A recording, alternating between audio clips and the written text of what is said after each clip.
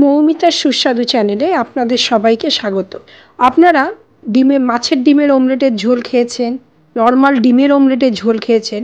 আজ আমি এক অন্যরকম অমলেটের ঝোলের রেসিপি শেয়ার করছি, আসুন দেখে নিই।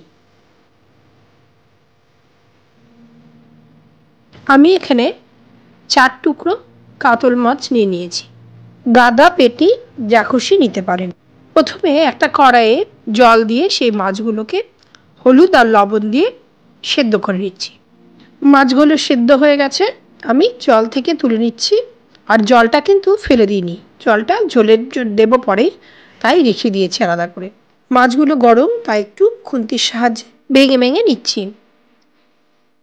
মাছগুলো থেকে প্রত্যেকটা কাঁটা আলাদা করে নেব। কাঁটা বাছা হয়ে গেছে।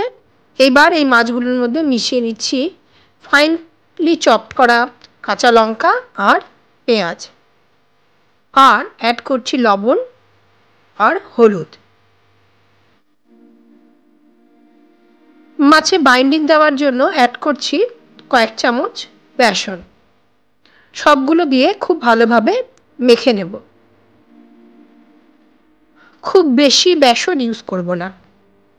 এবার যেহেতু মাছের অমলেট বানাবো, তাই অল্প একটু জল অ্যাড করে এটাকে একটু পাতলা বানিয়ে নিলাম।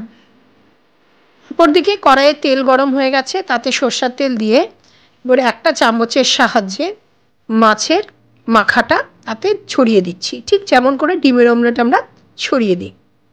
আপনারা চাইলে ফ্রাই প্যানেও করতে পারেন, আমি কড়াইয়ে করেছি। আর এই ফ্রাই প্যানে একটু বড় সাইজের করা যায়, কড়াই করেছি সেহেতু একটু ছোট ছোট ডিম অমলেটের সাইজে করেছি। এই অমলেটগুলো করতে একটু সময়ের দরকার। প্রথম পিঠটা খুব আস্তে সাবধানে ভেজে নিয়ে তারপরে পরের পিঠটা ভাজতে হবে। খুব সাবধানে উল্টে পাল্টে এটাকে ভেজে নিতে হবে, আর এটা ভাজতে কিন্তু একটু টাইম লাগে। সবগুলো অমলেট ভাজা হয়ে গেছে। এবার ওই কড়াইয়ে দিয়ে দিচ্ছি আর একটু সরষের তেল। তেল গরম হলে তাতে কেটে রাখা আলুগুলো দিয়ে দিলাম। আলুগুলো এক সাইডে দিয়ে ছড়িয়ে দিয়ে তাতে গোটা জিরে ফোড়ন দিয়ে দিয়েছি। এবার একটা পেস্ট বানাবো, তাতে দেব টমেটো, আদা, পেঁয়াজ আর লঙ্কা। পেস্টটা দিয়েছি। এবার তাতে মিশিয়ে দিলাম 1 চামচ জিরে গুঁড়ো, স্বাদ মতো লবণ আর হলুদ দিয়ে দিলাম। সব কিছু দিয়ে ভালো করে নাড়িয়ে কষিয়ে নিয়েছি। এইবার যে জলে মাছ সেদ্ধ করেছিলাম সেটা অ্যাড করে দিলাম। ঝোলের জন্য জল প্রয়োজন হলে আলাদা করে দিতে পারেন। ঝোলটা ফুটে গেছে। এইবার ওই ঝোলের মধ্যে একে একে করে ওই অমলেটগুলো দিয়ে দেব। অমলেটগুলো দিয়ে 2 মিনিটের মতো ফুটিয়ে একটু গরম মশলা তাতে ছড়িয়ে দিচ্ছি।